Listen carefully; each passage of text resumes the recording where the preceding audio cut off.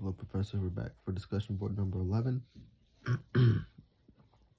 And let's get straight into it. For the first one, we have.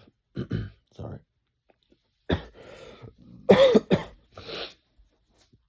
First one, we have social housing, and basically the definition for that would be housing is permanently protected and just has marketing pressures by typically owned and financed by the government.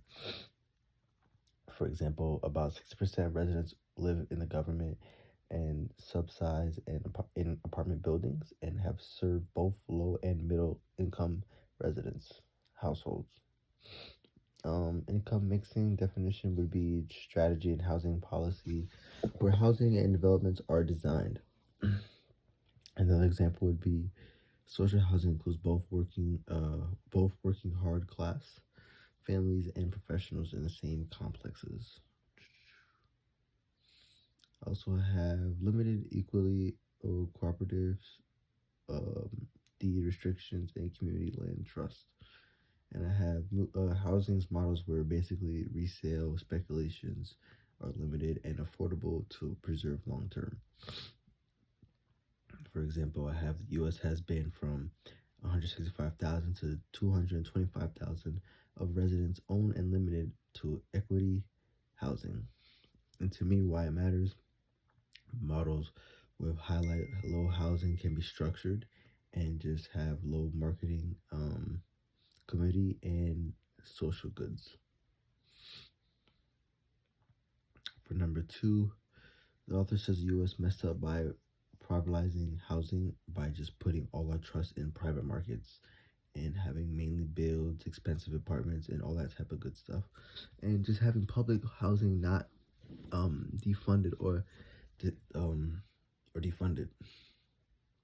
People also assume public housing equals crime, poverty, and ugly buildings. And with these just type of stereotypes, there's only extremely poor people, and just which isn't true to other countries. And would I agree? Me personally, yes. The U.S. model clearly isn't working. Rent is crazy high. People spend half their paycheck just to live somewhere and pay rent, and they physically can't save.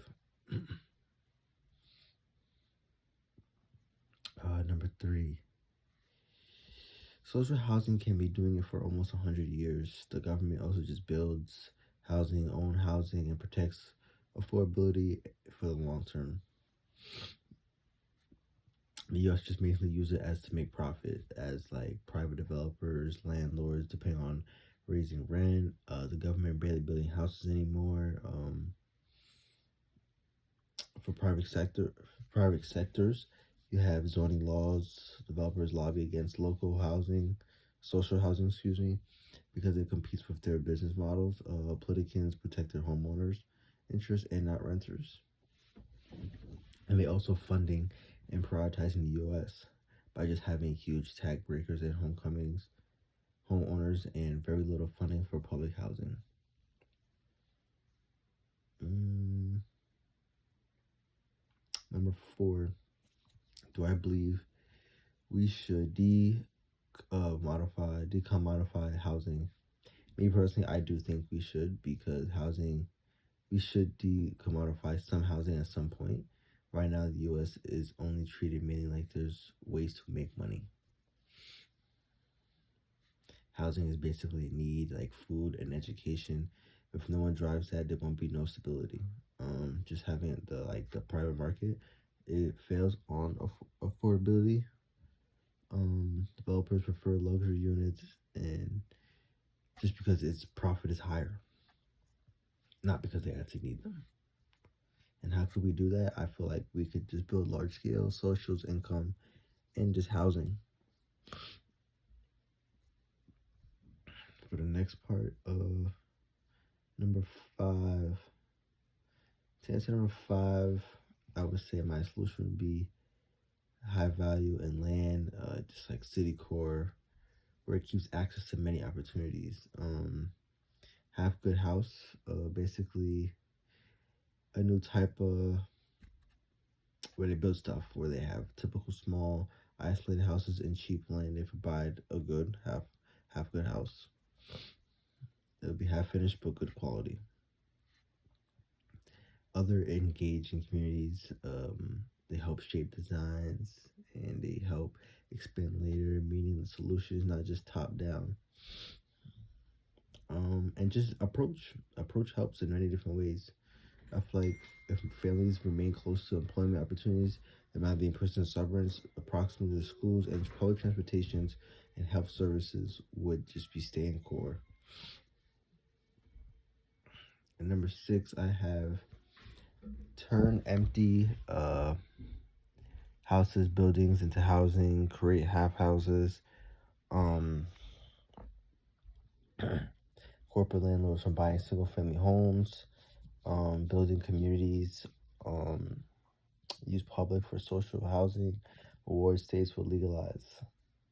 And for number 7, the last one, I have rehab vacant homes for ownership. Black woman builds by abandoned and blighted houses in Baltimore. Builds wealthy and skills. Those 3 things.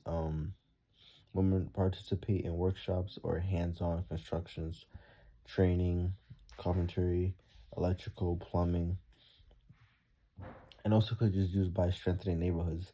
The project restores entire blocks. They reduce vacant properties and improve safety. Also keeps residents in city core by creating affordable housing.